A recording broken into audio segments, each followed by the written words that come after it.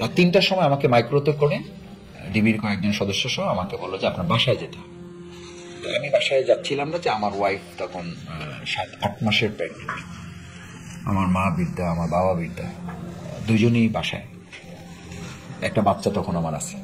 আমি খুব শক্ত থাকার চেষ্টা করলাম, যারা যত কিছুই করুক আমি কোনোভাবেই আমার বাসায় আমি নিয়ে যাব না তাদেরকে। আমি যত শক্ত থাকি তারা তত আমাকে নির্যাতন করে। এক পর্যায়ে তারা আমাকে একটা বিল্ডিং এ নিয়ে গেল। আমি বললাম যে ওখানে চলেন, ওখানে তাদের পাইতে পারি। আমি জানি যে এখানে তাদের থাকার কথা না। আমি তারপরে বললাম যে চল গিয়ে দেখি। আমি যাওয়ার পরে যখন পাওয়া গেল না কাউকে, তখন তারা আমার উপরে আরো ক্ষুব্ধ হয়ে গেল। আমাকে নিয়ে ওই বিল্ডিং এর মালিককে নিয়ে আসলো। মালিককে নিয়ে এসে ছাদের দরজা খুলে, ছাদের খুলে, গেট খুলে আমাকে ছাদে উঠালো। সব থেকে আমাকে আলাদা করে ফেললো। ৩ জন ডিবির সদস্য আমাকে নিয়ে পিছনে, আগে হ্যান্ডকাপ ছিল সামনে, এবার পিছনে হ্যান্ডকাপ বাঁধলো, চোখ বেঁধে দিল। চোখ বেঁধে আমাকে 2টা প্রপোজাল দিল। বললো যে এখন যদি আপনাকে আমরা শুট করি তাহলে এটার নাম হবে বন্দুকযুদ্ধ, আর যদি আপনাকে ছাদ থেকে ফেলে দেই তাহলে হবে আপনি পালাতে গিয়ে ঝাঁপ দিয়ে মারা গেছেন। আপনি 2টার মধ্যে কোনটা আপনার কাছে পছন্দ হয়? আপনি বলেন। যে মানে স্বাভাবিক মানুষের, আমি মানে আমাকে অ্যারেস্ট করেছেন, আপনি আইনের কাছে নেবেন, থানায় নেবেন, মামলা দিবেন, জেলখানায় পাঠাবেন, রিমান্ড হবে। আপনি আগেই আমাকে মেরে ফেলার ডিসিশন নিচ্ছেন কি করে? এটা একদম প্রথম যেদিন গ্রেপ্তার করলো 9 আগস্ট, সেই রাতে আমাকে 3টার সময় ওই বিল্ডিং এ ছাদে উঠে তাদের প্রস্তাব হলো যে আপনি যদি এখন লাফ দিয়ে পড়েন তাহলে হবে আপনি পালাতে গিয়ে মারা গেছেন, আর যদি আপনাকে এখন শুট করি তাহলে আপনাকে আমরা মানে কি বলে যে বন্দুকযুদ্ধ বলে আমরা এটাকে মারতে হবে। এখন 2টার কোনটা আপনি করবেন? আমি বললাম যে দেখেন, আপনারা যে 2টো পথ আমাকে বলছেন, এই 2টা পথের রেজাল্ট একই, সুতরাং সিদ্ধান্ত আপনারা নেন। এটা রেজাল্ট তো ভিন্ন না, পথ 2টা, রেজাল্ট একই। বলে যে আচ্ছা বলছি, খুব শক্ত মানুষ। আমি বললাম দেখেন আমার পরিস্থিতি আর আপনিও এটা না বোঝার কোনো কথা না। তো বলে ওখান থেকে বললো যে না, এর দিয়ে কাজ হবে না, এর দিয়ে আরো অনেক কাজ করাইতে হবে, এই চলো। তো দিয়ে আমাকে নামিয়ে নিয়ে চলে আসলো, নিয়ে আমাকে ডিবিতে রাখলো। ডিবিতে নিয়ে আমাকে আলাদা করে ফেললো। তো আলাদা করার পর থেকে ওই ভাইয়েরা আমার সাথে যারা ছিল তারা খুব কান্নাকাটি করতেছে। মানে অ্যারেস্টের পর থেকেই ওই ভাইয়েরা কেউ তাদের নিয়ে ভাবে না। প্রত্যেকের বক্তব্য হলো যে মাসুদ আপনি অ্যারেস্ট হলেন কেন? তাই বলে অ্যারেস্ট আমি হই নাই আপনাদের জন্য, আর আপনারাও আমার জন্য হন নাই। আল্লাহ তাআলা আমাদের যেভাবে নসিবে রেখেছেন ওটা হয়েছে। তো ওই দিন রাতটাই আমার জন্য মানে একটা বড় দুর্যোগের রাত গিয়েছে। রাতে নেওয়ার পর থেকেই তারা আমাকে অব্যাহত অত্যাচার করতে থাকলো, মানসিক, শারীরিক।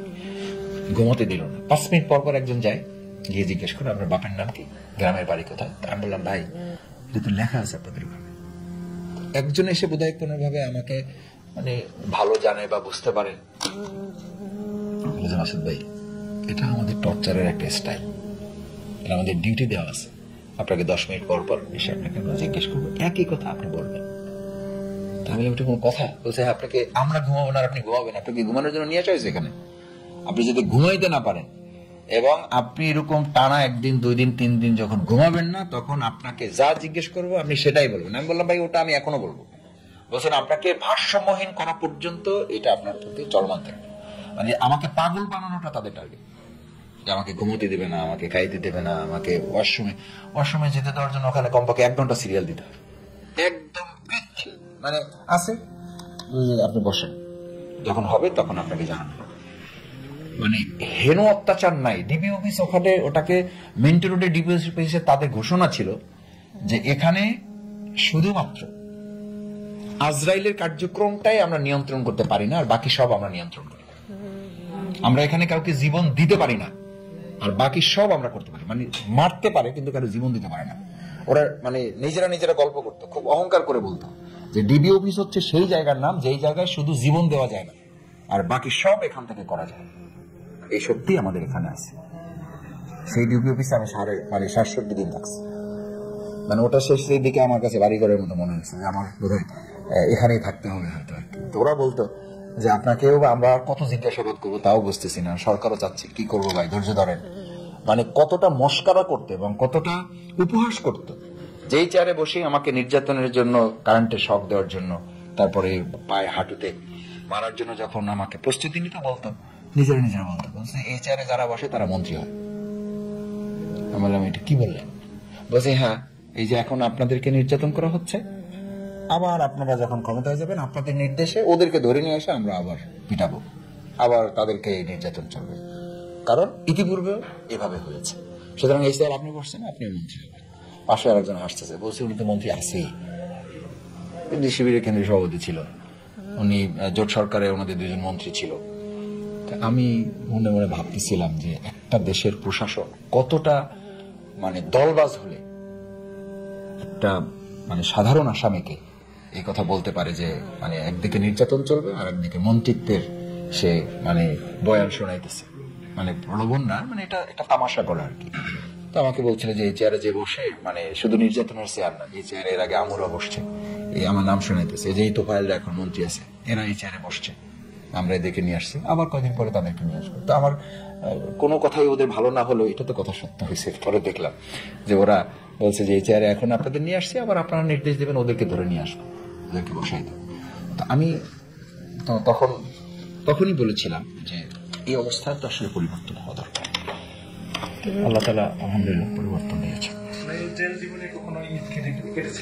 আমি তো 3.5 বছর তো একটানা জেল কেটেছি। তো একটানা জেল কাটলে তো 3টা ঈদ পেয়েছি, 3টা ঈদ মানে 6টা ঈদ পেয়েছি। ঈদ ফিতর পেয়েছি, ঈদুল আজহা পেয়েছি। প্রথম অনুভূতি যদি বলেন তাহলে ওখানে একটা ঈদের আলাদা আনন্দ আছে, আলাদা আনন্দটা কি ওখানে একটা ফ্যামিলি আছে। এবং ঈদুল ফিতরের আমি 2টা নামাজে আমি ইমামতি করেছি, ওই সবাই মিলে প্রশাসনের সাথে। এত ভালো জানতো আমাদেরকে, আমি এটা প্রশাসনের প্রতি জেলখানার কর্তৃপক্ষের কাছে আমি কৃতজ্ঞ। কি কারণে আল্লাহ ভালো জানেন, ওই আগে থেকেই প্ল্যান করা হতো। ওই বন্দী যারা সিনিয়র বন্দী যারা, ওনারা বলতো যে এবার কিন্তু মাসুদ ভাই ইমামতি করবে, এটা আমাদের বাইরে থেকে হুজুর আসলো, আমরা বক্তৃতা করবে কিন্তু ইমামতি কিন্তু মাসুদ ভাই করবে। তো আমরা বক্তৃতাও করতাম, তারপরে ইমামতি করতাম। ওই দেখা যায় ঈদের দিন সাধারণত ওপেন রাখতো জেলখানা, সবাই সাথে যাওয়া আসা। মানে আমরা জেলখানা এরকম বলতাম যে আমাদের কোনো দাওয়াতের সিরিয়াল পাইতে হলে কমপক্ষে 2 মাস আগে আমাদেরকে দাওয়াত দিতে হবে। মানে এত দাওয়াতের আমাদের ওখানে ডিমান্ড ছিল। মানে কোনো ক্ষেত্রে এরকম হয়েছে যে কারারক্ষী এসে রাত 2টা-3টা ডিউটি যাদের ঘুম থেকে জাগাইছে, বলছে মাসুদ ভাই এখন তো কেউ টের পাবে না, আমার ওয়াইফ আপনার ভাবি তো গর্ভবতী, কিছুদিন পরে বাচ্চা হবে, আমি একটু বোতলে করে পানি নিয়ে আসছি, আপনি একটু ফু দিয়ে দেন। আমি বললাম আমি তো কোনো পিন না, বা আমি তো এগুলো করি না, কিচ্ছু লাগবে না, আপনি শুধু আপনার ভাবি এটা বলছে, আপনার ভাবি এটা বলছে যে মাসুদ ভাইয়ের সাথে যদি দেখা হয় তুমি ডিউটিতে যাও, যদি ভাইয়ের ওখানে ডিউটি পড়ে তাহলে তুমি যে কোনো ভাবে একটু পানি পড়া নিয়ে আসো। তা আমি বললাম ভাই আমি তো এরকম তো দূরত কি করে পড়তে হয়, কিচ্ছু লাগবে না, আপনি যা মনে আসে দোয়া করে একটু ফু দিয়ে দেন। আমি এটা আল্লাহ শুকরিয়া আদায় করি যে এতটা আমাদেরকে ভালোবাসতো, ভালো জানতো। এবং আমাদেরকে বক্তৃতা বাইরে তখন করতে দেওয়া হয় না, আর আমরা তখন ওখানে 200-250 লোক নিয়ে ওখানে আমরা বক্তৃতা করছি, ইসলামের কথা বলছি। কারারক্ষীরা বলতো যে মাসুদ ভাই চালাই যান, আমরা দেখেছি, কোনো অসুবিধা নেই, এখানে তো কেউ কিছু করতে পারবে না। এখানে একটা নিয়মই আছে যে মানে দেখাবো আলোর পথ, রাখিব নিরাপদ, স্লোগান আছে। তো উনি বলতো যে এটা তো কারাগারের স্লোগান, আলোর পথ দেখাইতে হলে তো কোরআন হাদিসের কথা শোনাইতে হবে, আপনি আলোচনা করেন, কোনো অসুবিধা নেই। আলহামদুলিল্লাহ আমরা তো ঘন্টার পর ঘন্টা ওখানে আলোচনা করেছি। অন্য সাধারণ বন্দীরা কারারক্ষীদের অনুমতি নিয়ে, এটা বলতে আপত্তি নাই, মানে ঘুষ দিয়া, মানে 100 টাকা 200 টাকা দিলে ওই এক সেল থেকে আর এক সেলে যেতে দিত, 100-200 টাকা খরচ করে জেলখানার মতো জায়গায় আমাদের ওই ওয়ার্ডে এসে আমাদের প্রোগ্রামে অ্যাটেন্ড করতাম। আমরা সাধারণত জোহরের পরে আলোচনা করতাম, আসরের পরে আলোচনা, আসরের পরে অনেক সময় করা যেত না কারণ লক আপ হয়ে যেত, জোহরের পরে সাধারণত আমাদের আলোচনাগুলো হতো, আমরা অনেক সময় একসাথে খাওয়া দাওয়া করতাম। তো এই জন্য আমার 6টা ঈদ তো আমি একদম টানা করেছি। একটা ঈদে আমি আমাদের মাওলানা মতিউর রহমান নিজামী ভাইকে পেয়েছি, উনি ওইটাতে ইমামতি করেছিলেন। তো ওনার সাথে যখন আমার প্রথমবার দেখা, অর্থাৎ আমি ঢুকেছি, তখন আমি হাঁটতে পারি না, তখন আমি হুইল চেয়ারে চলি, আমার 2 পায়ে আমি ফেলতে পারতাম না, প্রায় 6.5 মাসের মতো। তো হুইল চেয়ারে করে আমি ওনার ওখানে গেলাম, দেখা হলো, উনি আমাকে জড়িয়ে ধরলেন।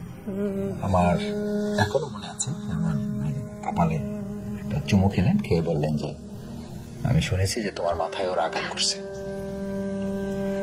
তো আমার মাথাটা উনি অনেক বুকের সাথে রাগিয়ে লাগলেন, আমার কানের কাছে বলতে থাকলেন যে তোমার শরীরে যাই হয়ে হোক, তুমি কি, তোমার মাথাটা কি ঠিক আছে? কাউকে কিছু না বলো, আমাকে বলো। তা আমি বললাম যে আপনি জানো, আলহামদুলিল্লাহ আমার মাথায় একটু অসুবিধা হয়েছিল, এখন আল্লাহর রহমতে ভালো আছে। উনি কি মনে করলেন, মাথাটা এরকম অনেকবার মুছে আমাকে 2-3টা ফু দিলেন, বললেন যে আমাদের তো জীবনের শেষ সময়, আল্লাহ তাআলা তোমাদেরকে দিয়ে আন্দোলন চালাবে, তোমাদেরকে ভালো রাখবে, তোমরা সুস্থ থাকবে, মন খারাপ করো না, আমরা শেষের পথে চলে আসছি। এবং উনি আমার কথা, আমার কাছে মনে হয়েছে আমি এখন আমার কষ্টের কথা বলে আসলে আমার চোখে পানি আসছে না।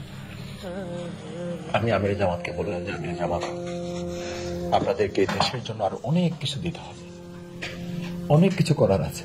বললে মাসুদ, আমার মন বলে আমাদের সময় শেষ হয়ে আসছে, এখন তোমাদের পালা, তোমাদেরকে দেখতে হবে। এটা বলে উনি আদর করে দিলেন, দোয়া করে দিলেন, এরপর নামাজে করলেন। আমার কাছে মনে হয়েছে বাইরে অনেকেই দেখছে, আমার জীবনে ওটা শ্রেষ্ঠ হয়েছে